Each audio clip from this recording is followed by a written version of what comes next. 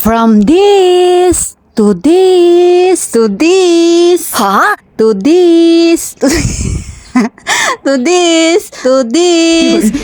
Yes mga kakit-size, ang gagampanan natin for today's vlog is magiging yaya tayo sa anak ng kapatid ko. Dahil pupunta siya ng Maynila, susunduhin niya yung asawa niya sa airport galing ng Israel. At pagdating ko nga dito, nakalak ang pintuan nila at wala sila dito, kaya tinawagan kong umuwi na sila kasi andito na ako. Ayaw ko mag-antay ng matagal dito, agoy. Ang init kaya dito sa labas, arte yarn.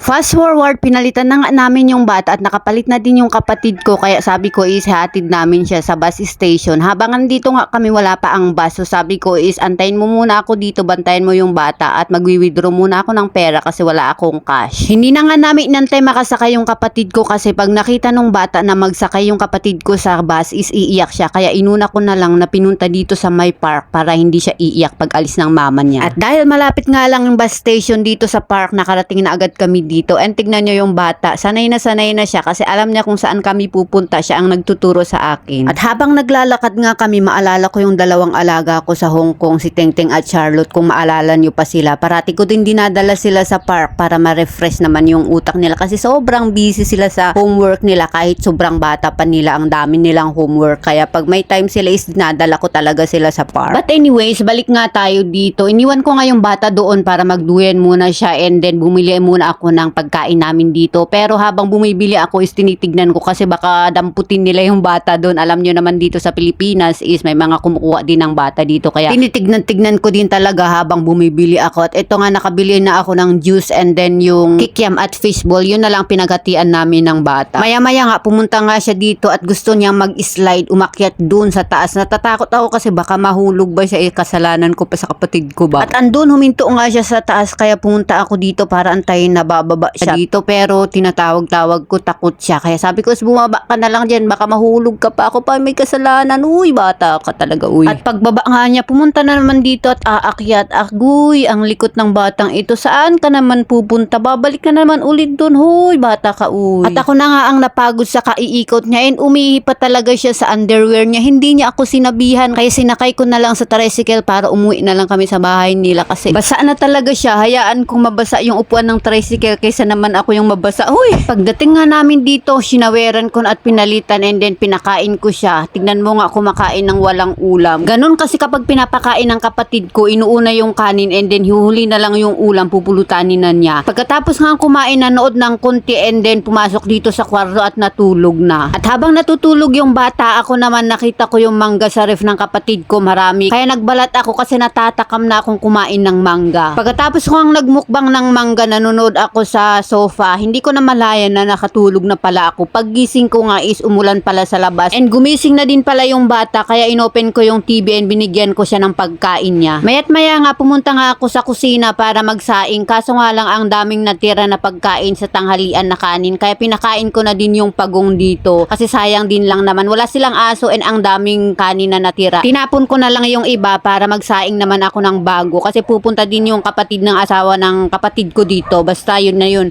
And then prepare ko na nga din tong gulay na lulutuin ko. For the first time, magluto ako ng gulay dito. Hindi ako nagluluto dun sa bahay. Kasi tamad talaga kasi ako magluto ba. Lalo na kapag wala kang kasama. Noodles at itlog lang yung kinakain ko. Okay na yun sa akin. Pero ngayon at may kasama kami, abay, naluto na agad yung niluluto ko and kain na kami. Tatlo kasi kami dito ngayon. At pagkatapos nga namin kumain, ayun, sabi ng kapatid ko, nag-message na hiwain ko na daw ito kasi masisira daw bukas. Kaya ito, hiniwa ko na lang para kainin namin. Pero marami to kaya hindi namin naubos. Nilagay ko din sa ref yung iba. So hanggang dito na lang ating mini vlog mga kitsay. Salamat!